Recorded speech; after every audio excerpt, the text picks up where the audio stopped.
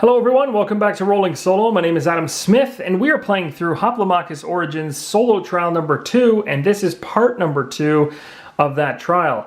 Now in the last video we ended off by giving myself a point because we were just beginning my side of the turn, and I do have 1 unit on Arena Hex, so I got my 1 gem for 1 point. Right now it's 3-2. We're going to move into the deployment phase, but as I mentioned in the previous video, deployment's useless at this point because I have nobody else to bring in from my drafting area. Everybody's in play or dead or out. So we have everyone on here we're going to get in total. So deploy phase from now on really doesn't matter. So we're going to start moving to the move phase. Now I looked at this and had a little bit of a thought on the strategy of things. Now there's a couple ways we could do this.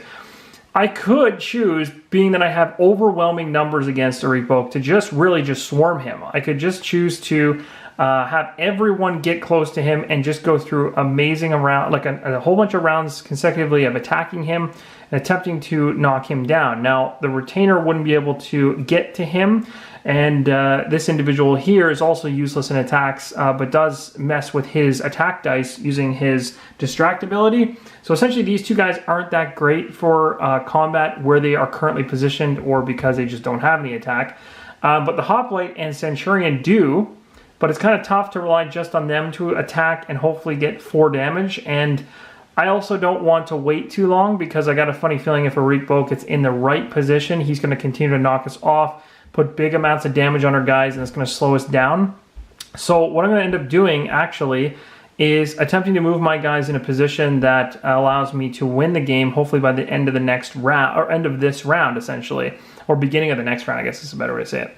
So what I'm thinking of doing is actually moving everyone onto a spot. Now this may seem crazy, but essentially right now the Centurion has 2 movement, because the Centurion has a 1 move point on the chip, but then underneath of it I have Adrenaline as well. So I'm going to have 2 movement with him. Now I could move him as far as here, but then I'm kind of blocking the way for these guys to move in. So I'm going to activate this individual first because he has 3 movement. And with his 3 movement, I'm going to have him go all the way over to here. And he's going to sit right on the edge. And then I'm going to have and activate the retainer to move only 1, because that's all he can possibly do, onto an Arena Hex. Now we have 3 people on Arena Hexes. And finally, I'm going to have the Centurion go 1, 2. Now, you would think this is fine. Leave it like this. Well, no, actually, I kind of want to do something a little crazy. What I want to do is get this Ariq Boke guy as far away from this Arena Hex area as possible to guarantee me a win, because I have 3 points already. If I use the Centurion's shove ability right now, which I can do, so I activate the shove ability, and when the shove ability is used, as we know, it states, move this unit 1 hex into an opposing unit. That unit also moves back 1 hex. If opposing unit cannot move directly back 1 hex, the shove can't be used, and it's only be usable in the move phase. I'm absolutely going to do that right now. So I'm going to use his shove ability to shove Ariq Boke further away. And the reason I'm doing this is because if I can get him that far back, then there's no way that even with his rolls, he's not going to be able to affect really anybody, because his area of effect will just be here, the Centurion, and here. Now, if he gets some movement, sure, he'll probably, like based on his movement, he'll move to here, because he'll be trying to head towards the Arena Hex. But at the end of the day, I've now taken him out of the picture. I've left 3 individuals sitting on the Arena Hexes, which is exactly how many points we need to win. So at this point, I've got a nice arrangement, good coverage, and yeah, I could go for the attack and try to kill him, but the chances that my Centurion and Hoplite, like I mentioned, take out 4 damage off him, pretty slim, because he still has parry. So I think at this point, it's better strategically to just go after him by knocking him away as far as possible. So that's what I'm going to do. Now what's going to end up happening is I'm going to go ahead and attack.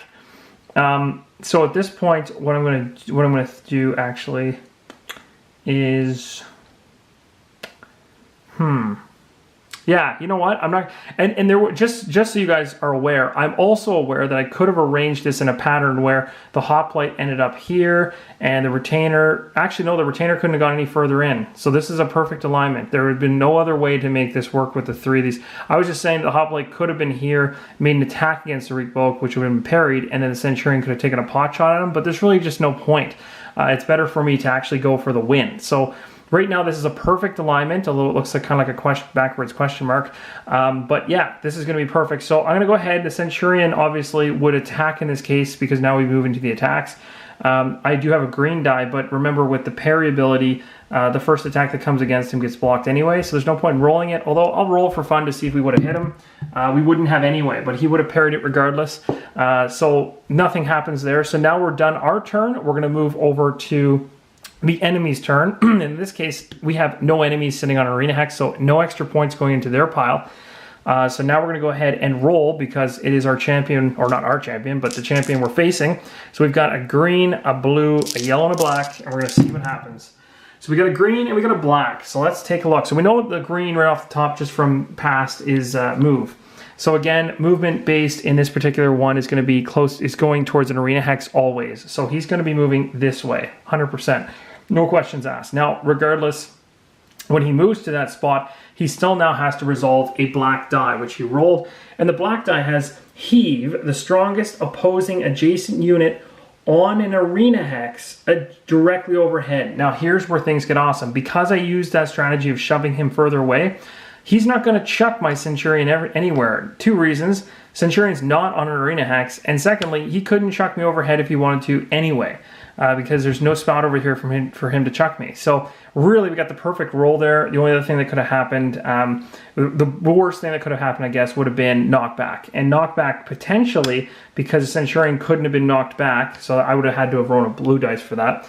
If the Centurion couldn't get knocked back, he actually would take 2 damage, and 2 damage would have killed him. So I could have actually lost the Centurion, but thankfully, just based on the rolls that he pulled, we are fine. So at this point, his turn is now done, and he's got nothing else to do. There's no other units for me to activate. We go to our turn, which is my turn, and I've got 3 units sitting on the raised stone pillars, which gives us 3 points, giving us a victory in the 3rd trial for Hoplomachus Origins. So this was quite a bit shorter than I expected to be, actually. I sat down thinking, oh, I probably got like 10, 15 minutes here to beat this one. I was a lot closer to the end result than I thought I was, but we're done, because as soon as somebody hits 6 points, it is immediately over. That's one of the 2 ways you can win. So I'll give you guys, because we have some time, a heads up on the 3rd trial, because we have successfully completed the 1st and 2nd, which is awesome.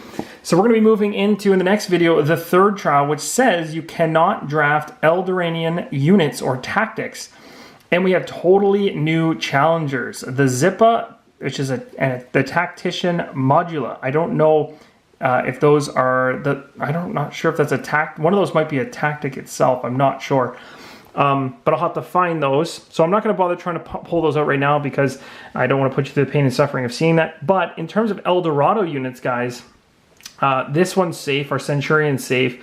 Our extra ability to move in the next game, we're not going to be able to use this because we're not allowed to use Eldoranian units or tactics, so I can't use this in the next trial. And we also, another thing I just realized was Trial 3 actually occurs in Eldorado, and that must be the reason why, because we're facing Eldoranian units, and because of that, we're not allowed to use any yellow chips. It's a better way to say it. Makes it easier to understand. Now, we remember in the last one, we actually removed this one after the first trial, which is the unit gains propel. So technically, I would have wanted to bring this back, but maybe it wouldn't really have fit with the particular spot we're going to.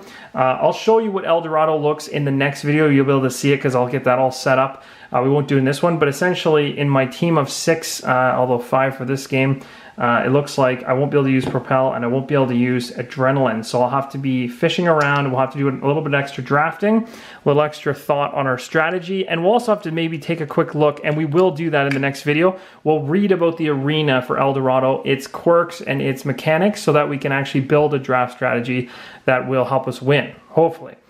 So anyway, I hope you guys have enjoyed it. I'm sorry this one was such a short video because normally they go like 20 minutes or so. But I do hope you guys are enjoying it. Let me know in the comments below if you see anything that I messed up on.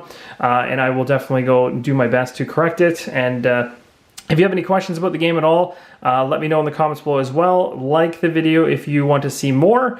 And feel free to share it wherever. I really appreciate all the support you guys have provided for the channel so far. It's still mind-blowing. Guys, we hit like...